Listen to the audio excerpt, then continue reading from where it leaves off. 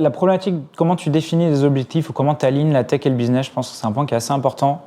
Dans des équipes qui commencent à grandir, ça arrive assez fréquemment que c'est un peu le produit qui soit un rempart entre la tech et le business et les équipes métiers. Donc les équipes métiers ne comprennent pas pourquoi il y a des problèmes qu'ils ont qui ne sont pas résolus ou ne comprennent pas pourquoi ça prend tel temps et ne savent pas sur quoi bossent les devs globalement.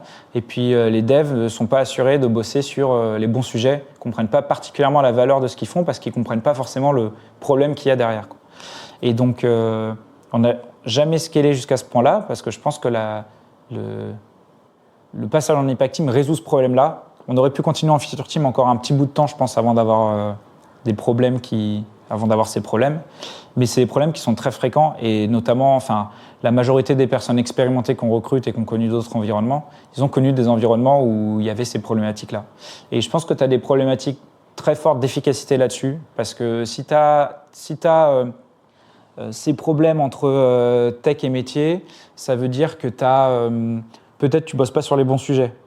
Peut-être que tu es très content de la vélocité de ton équipe, tu as des personnes extrêmement compétentes, elles vont super vite, quand tu leur files un problème, elles trouvent la bonne solution, mais peut-être que tu t'attaques au mauvais problème, pour ce qui pourrait avoir le plus d'impact pour la boîte.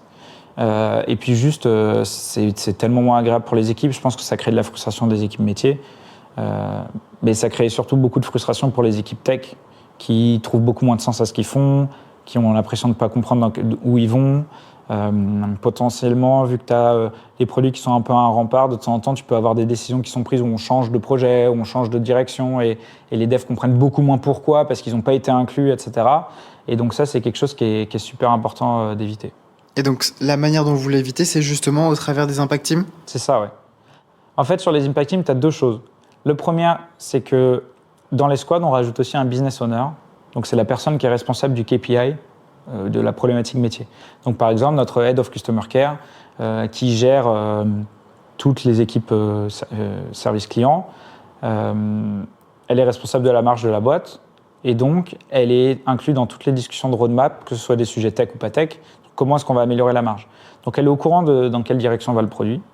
Elle a son mot à dire, un mot très très fort à dire.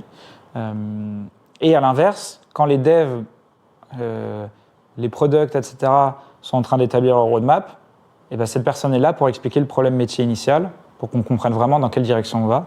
Les devs proposent aussi des idées, etc. Et donc, tu as un alignement qui se crée vraiment juste entre les équipes métiers et les équipes dev. Ensuite, pour t'assurer que tu bosses sur les bons sujets, c'est un peu le seul truc qui est un peu top-down sur ça, mais c'est globalement les C-level principalement les C-level qui décident dans quelle direction on va. Les KPI sur lesquels on met des équipes, dans la pratique, c'est un peu moins vrai au sens où quand on commence à s'essouffler sur un sujet, à sentir qu'il faut développer des projets toujours plus complexes pour avoir toujours moins en moins de valeur, parce que tu commences toujours par les projets qui ont le plus de valeur. Au bout d'un moment, tu as de moins en moins de valeur pour le même temps que tu passes sur un projet. C'est les équipes elles-mêmes qui disent « Ok, là, on sent qu'on est un peu moins utile. Il y a telle problématique de la boîte, par contre, qu'on pourrait tacler. » Donc, ça vient beaucoup aussi des équipes. Et donc ça, je ne sais plus où on en était exactement.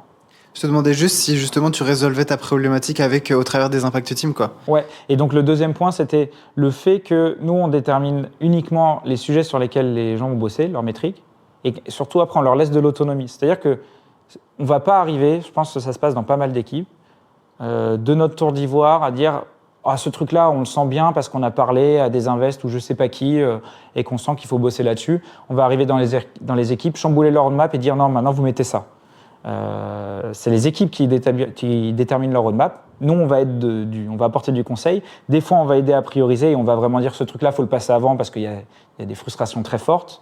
Mais on ne chamboule pas toute leur roadmap et les équipes sont autonomes dessus. Et c'est les équipes qui sont le plus proches des métiers. Les produits, ils passent un temps fou à parler à nos clients, à parler à nos prospects. Dans les équipes qui apportent de la valeur aux équipes care, ils passent un temps fou à parler avec les autres personnes de Matera, les sales, le service client, etc., pour comprendre les problématiques. Ils comprennent les problématiques, en tout cas beaucoup plus en détail que nous, et donc ils sont plus à même de proposer la bonne roadmap, et donc on leur fait beaucoup confiance dessus. Et donc ça, c'est les deux facteurs qui sont résolus par la même orga, l'autonomie et le fait que tu as dev, produit et business autour de la même table, qui font que tu bosses sur les bons sujets, et que les équipes sont engagées pour y aller. Moi, je vois deux autres trucs au travers du concept de tes impact teams. Déjà, je pense que tu as déjà entendu parler du concept de Simon Sinek, Start with Why. Ouais. J'ai l'impression qu'en fin de compte, avec les feature teams, tu es sur des squads, des teams qui ont pour un objet le quoi, alors que sur des impact teams, tu leur donnes le pourquoi ils doivent travailler. Absolument, ouais. Et ça, c'est clairement des choses qu'on avait en réflexion au moment où on le mettait en place. Enfin, ce why, on l'avait déjà fait plusieurs fois en fait dans la vie de la boîte depuis le début, d'un point de vue vraiment business vision, tu vois. Mais effectivement, en fait, le passage en impact team, il n'est pas aussi sorti de nulle part. C'est-à-dire qu'on était déjà data-driven, on savait déjà dans quelle direction on voulait aller, et on se rendait compte qu'il y avait des questions sur lesquelles les équipes tech and product, elles avaient du mal à trancher. On donnait déjà de l'autonomie avant. Elles avaient du mal à trancher sur quel sujet pouvait être plus important parce que notre vision était des fois pas super claire ou alors qu'il fallait qu'on l'étende ou qu'on rajoute des guidelines, etc. quoi. Un peu la vision founder. Tu vois.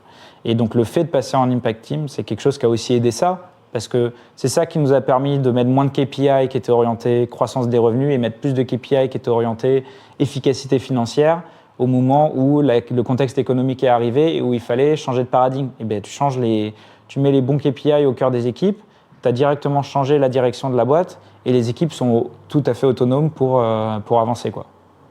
Et je pense qu'une des choses qui fait que la structuration en impact team fonctionne très bien chez vous, c'est la diversité que tu prônes au sein de tes équipes. Parce que comme tu parlais de managers en reconversion, etc., je pense que la richesse des profils fait que chacun est capable d'amener son expérience et ce sur quoi il a déjà travaillé avant, plutôt que des devs qui ont fait des profils très classiques, école d'ingé, et qui n'ont pas forcément vu des corps de métier ou des métiers différents. Et que ça, quand tu donnes le pourquoi et que les gens doivent réfléchir en autonomie sur où est-ce qu'ils vont, bah, chacun peut contribuer pour être sûr qu'on va dans la bonne direction, quoi. Exactement, ouais. En fait, ça, c'était très important dès le début, dès que j'ai commencé à recruter, d'avoir de la diversité dans les équipes. Parce que déjà, ça crée beaucoup plus d'intelligence collective. Donc, une fois que tu as un problème, vu que tout le monde va avoir des idées différentes pour le résoudre, tu vas être capable de prendre la meilleure idée. Là où si tout le monde a les mêmes idées parce qu'ils ont tous les mêmes formations, les mêmes profils, etc., tu vas trouver les meilleures idées d'une seule personne, quoi, d'un seul profil, vu que c'est tous les mêmes. Donc ça, c'est le premier point. Et le deuxième, c'est que vu qu'on essaie d'aligner tech et business, quand tu es dev, en tout cas chez nous, c'est super important que tu aies une forte appétence produit, métier, que tu sois capable de comprendre la stratégie de la boîte, le problème de nos clients, etc. Et donc, on recrute que des profils qui ont cette appétence-là. Bon, après, tu n'as pas besoin d'avoir fait une reconversion pour avoir de l'appétence produit, etc. Dieu merci, beaucoup de personnes qui ont fait des études techniques qui sont excellents là-dedans. Mais c'est vrai que d'avoir dans tes équipes produits des personnes qui ont fait du marketing, qui ont fait de l'entrepreneuriat, qui ont fait du sales, qui ont fait du service client, qui ont plein d'horizons différents, fait que tu n'as pas besoin de les faire progresser là-dessus. Et les soft skills, c'est beaucoup plus compliqué de progresser là-dessus que de progresser sur des compétences techniques. Et donc, ça apporte énormément à l'équipe. Et ça aide beaucoup en fait à avoir de l'autonomie. C'est-à-dire que tu as plein de profils différents, donc tu as plein de compétences différentes dans une équipe. Donc une équipe, elle est beaucoup plus versatile et donc beaucoup plus autonome. C'est super intéressant.